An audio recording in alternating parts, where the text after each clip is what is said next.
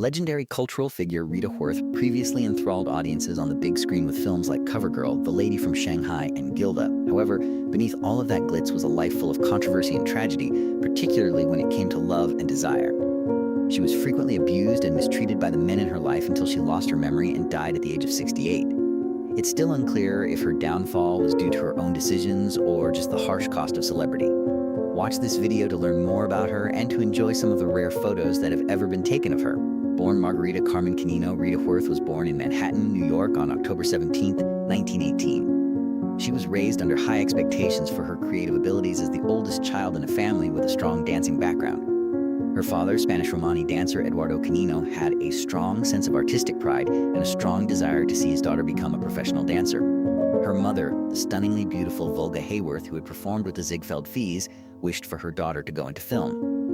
Rita was the target of intense expectations since she was torn between these two goals. She learned her first dance moves from her grandfather, Antonio Canino, a well-known Spanish classical dancer. Before Margarita turned 5, she made her Broadway debut in the Greenwich Village Follies at the Winter Garden Theater, performing with the family dance group called the Four Caninos, made up of members of the Canino family, while other children played in the park.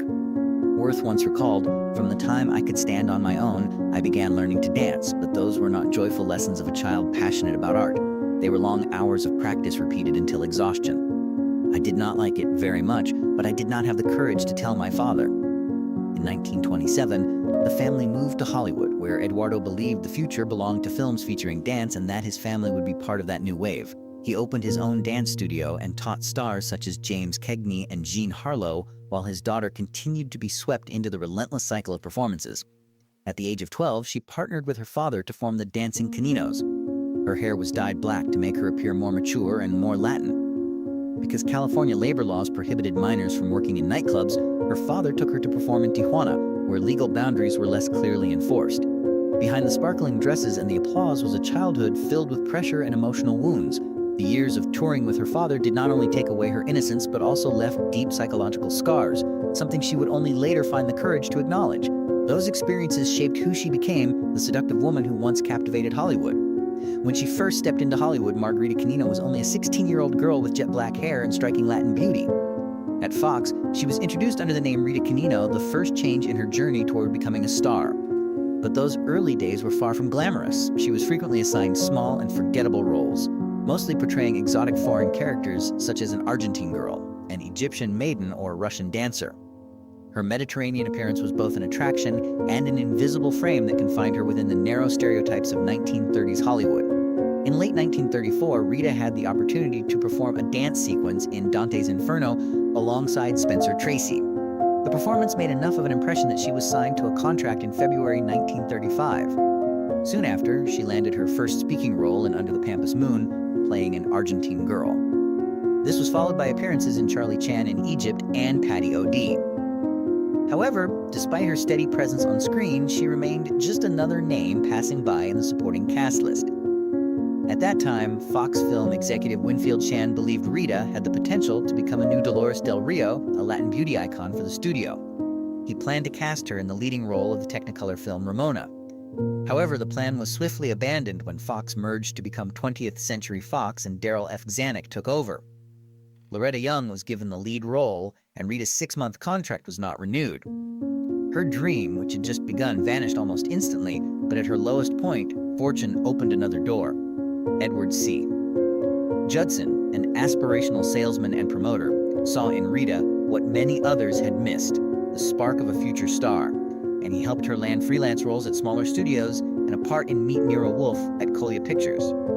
There, studio head Harry Kahn noticed her and signed her to a 7-year long-term contract, marking a significant turning point in her career. But Kahn bluntly remarked that her image was too Mediterranean, keeping her stuck in increasingly limited foreign roles. Rita Canino's last name, Canino, sounded too Spanish. At that time, Hollywood was looking for an American icon, not a Latin star.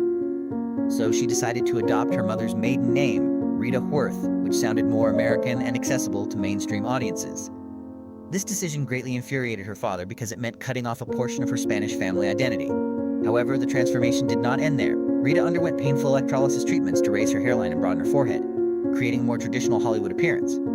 The early years of her career were marked by struggle, rejection, reshaping, and even the necessity of changing her identity in order to survive. Yet that very process forged a star who would later become one of the most iconic sex symbols of Hollywood's golden age. Rita Hayworth's path to stardom did not begin with thunderous applause, but with quiet supporting roles and difficult compromises. And it was in those forgotten years that a legend was quietly being created. In 1937, she appeared in 5 minor films for Columbia Pictures and 3 low-budget independent productions.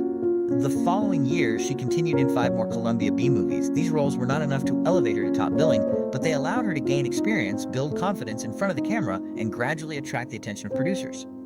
Her first true breakthrough came in 1939 when studio head Harry Kahn pressured director Howard Hawks to give Worth a small but significant role in Only Angels Have Wings.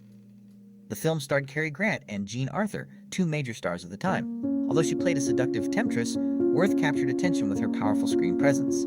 She was no longer just a fleeting foreign girl in a few scenes. She began to be seen as someone who could shift the rhythm and emotional tone of a story. From 1940 onward, Kahn deliberately set out to build her star image through films such as Music in My Heart, The Lady in Question, and Angels Over Broadway. She was no longer confined to foreign stereotypes, but gradually reshaped into the image of a seductive, intelligent American woman with emotional depth. That same year, she appeared on the cover of Life magazine for the first time, a clear sign that Hollywood had found a new face to promote. When she was loaned to Warner Brothers, Worth played the second female lead in The Strawberry Blonde alongside James Cagney. The role strengthened her position with audiences, but her true peak came after she returned to Columbia in 1941. Worth was cast opposite dance legend Fred Astaire in the musical You'll Never Get Rich. It was one of the most expensive productions Columbia had ever made. The film's tremendous success led the studio to quickly produce You Were Never Lovely the following year. Though Ayer had famously partnered with Ginger Rogers in many classic films, he admitted that Worth was his favorite dance partner. He once said with purposeful emphasis, "All right, I will give you a name." Critics characterized the pairing of Astaire and Worth as pure screen magnetism, arguing that if Astaire represented calm elegance and flawless technique, Worth radiated youthful energy and sensuality, creating the ideal partnership. It's Rita Hayworth. Wearing a black satin negligee trimmed with lace, Rita Hayworth became one of the most iconic pinup icons of World War II, rivaling Betty Grable, and was featured in an iconic photograph taken by photographer Bob Landry in August 1941. He praised her for dancing with trained perfection and a distinct personality, which was high praise from a perfectionist like Astaire. Her image was the most requested pinup in the U.S. military for 2 years in a row. Worth's influence went far beyond the silver screen. In 1942, she was sent to Brazil as a cultural ambassador under President Franklin D. Roosevelt's Good Neighbor policy. She participated in radio programs targeted at South America on the CBS network Cadena de las Americas, helping to strengthen Pan-American solidarity during wartime, demonstrating that her status at the time was not merely that of a movie star, but that she was a woman with enough stature to choose her own path. Rita Hayworth underwent a dramatic metamorphosis in the early 1940s, going from a supporting role in a BEM film to an A-list star and a global beauty icon. She did more than just conquer Hollywood with her skill and charm during this time. She carved her name into the popular culture of a whole generation. The Technicolor musical CoverGirl, which was released in 1944, was not just a box office hit. It was a declaration that Rita Hayworth had become the new queen of Colombian cinema. She was at the top of the cast, shining brilliantly in every colorful frame, and the film cemented her place in cinema history as one of the very few women to have danced on screen with both legends, John Kelly and Fred Astaire. Rita Hayworth later stated that the most treasured moments of her career were the films she worked on with Fred Astaire, particularly CoverGirl. That statement shows how meaningful the film was to her, not only for its commercial success, but because it allowed her to fully showcase her dancing talent. In CoverGirl, Rita had the opportunity to display everything she had been trained in since childhood: graceful ballet, energetic tap dance, fluid partner routines, and passionate Spanish numbers. It was one of the rare occasions when her acting, music, and dance blended perfectly on the big screen. Columbia studio head Harry Kahn quickly recognized this strength. He continued shaping Rita's image as a sensual dance icon in colorful Technicolor productions such as Tonight and Every Night and Down to Earth. As a result, Rita was no longer known only as a Hollywood beauty, but as a true musical star with remarkable dance ability. For 3 consecutive years, beginning in 1944, Rita Hayworth was ranked among the most popular box office stars in the world. But if CoverGirl lifted her to the height of fame, it was Gilda that truly transformed her into a legend. In the film Noir, directed by Charles Vidor and co-starring Glenn Ford, Hayworth played Gilda, a seductive, dangerous, and mysterious woman. The scene in which she wore a black satin dress, tossed her blazing red hair, and performed a legendary glove strip tease to the song Put the Blame on Mine permanently carved her image into popular culture. Notably, the scene revealed no nudity, yet it was so sensual that censors grew concerned. It was precisely this art of provocation without exposure that created Hayworth's unique appeal. After Gilda, the name Rita Hayworth became synonymous with the femme fatale, a woman capable of burning men with a single glance.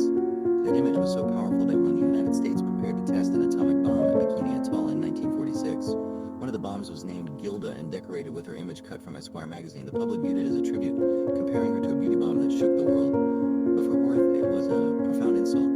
Her husband at the time, Orson Welles, later recalled that Rita was furious when she learned her image had been used for that purpose.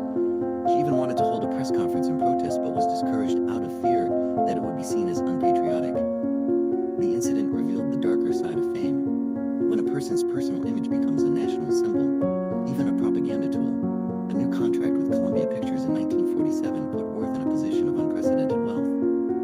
$250,000 plus 50% of the film's profits, which was a huge sum at the time. And she became a commercial force in addition to being a highly paid actress. In 1947, Rita Hayworth made headlines when she starred in Orson Welles' The Lady from Shanghai. Her performance was praised by critics, but audiences were perplexed, in part because of her dramatic transformation, cutting off her iconic red hair and dyeing it platinum blonde for the role, which infuriated Harry Khan because it destroyed her carefully constructed image as the red-haired goddess. The film failed at the box office, exposing the strength and vulnerability of a celebrity's image. In an interview many years later, Worth stated, "Everyone else did nude scenes, but I did not." In that same year, she was featured on the cover of Life in an article by Winthrop Sargent and was dubbed the Love Goddess. The title was both an honor and a burden. I didn't have to.